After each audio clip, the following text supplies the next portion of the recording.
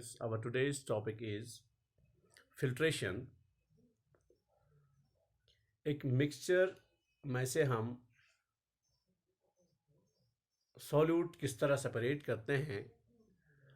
All the mixtures containing a solid and a liquid are separated by different processes. हम filtration के बारे में पढ़ेंगे. फिल्ट्रेशन के ज़रिए से हम लिक्विड में सॉल्यूट किस तरह सेपरेट करते हैं. फिल्ट्रेशन क्या है? The process of removing insoluble solids. वो सॉलिड जो इनसॉल्युबल होता है, जो डिज़ोल्व नहीं होता है वाटर में, सॉल्वेंट में, उसको हम किस तरह सेपरेट करते हैं? उसको हम सेपरेट करते हैं by using a filter paper is known as filtration. तो फिल्ट्रेशन क्या है? The process of removing insoluble solids from a liquid by using a filter paper is known as filtration. Filtration is used for separating insoluble substances from a liquid. The mixture of insoluble solid and the liquid is poured into a filter paper cone fixed in a funnel by using a glass rod as a guide. See, the liquid passes through the filter paper and collects in the beaker kept below the funnel.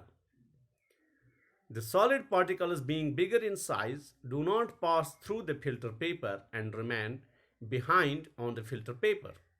The solid substance left behind on the filter paper is called residue. The clear liquid obtained is called filtrate. In this way, a mixture of insoluble solid in a liquid is separated into the solid and clear liquid.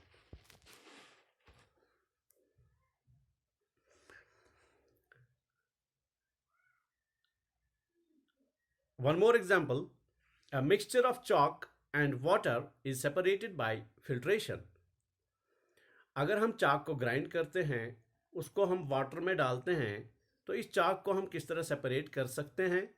When the mixture of chalk and water is poured on the filter paper fixed in a funnel, then clear water passes through the filter paper and collects as filtrate. The chalk particles remain behind on filter paper as residue. A mixture of sand and water can also be separated by filtration. Sand को अगर water के साथ mix करते हैं तो sand को किस तरह हम सेपरेट कर सकेंगे? सैंड को भी by the process of filtration हम सेपरेट कर सकेंगे. When the mixture of sand and water is poured on a filter paper fixed in a funnel, then clear water passes through filter paper and collects as filtrate. The sand remains behind on the filter paper in the form of a residue. The chalk and water mixture and sand and water mixture, which have been separated by filtration, are heterogeneous mixtures of a solid in a liquid. जिस तरह की आप लोगों ने heterogeneous mixture पहले ही पढ़ा है. heterogeneous mixture में जो सॉल्यूट सब्सटेंस होता है वो कंप्लीटली डिजॉल्व नहीं होता है लिक्विड में. This means that a heterogeneous mixture of a solid and a liquid can be separated by the process of filtration. इसका मतलब यही हुआ कि heterogeneous mixture जो होता है सॉलिड और लिक्विड का, वो हम फिल्ट्रेशन के प्रोसेस के ज़रिए से सेपरेट कर सकते हैं.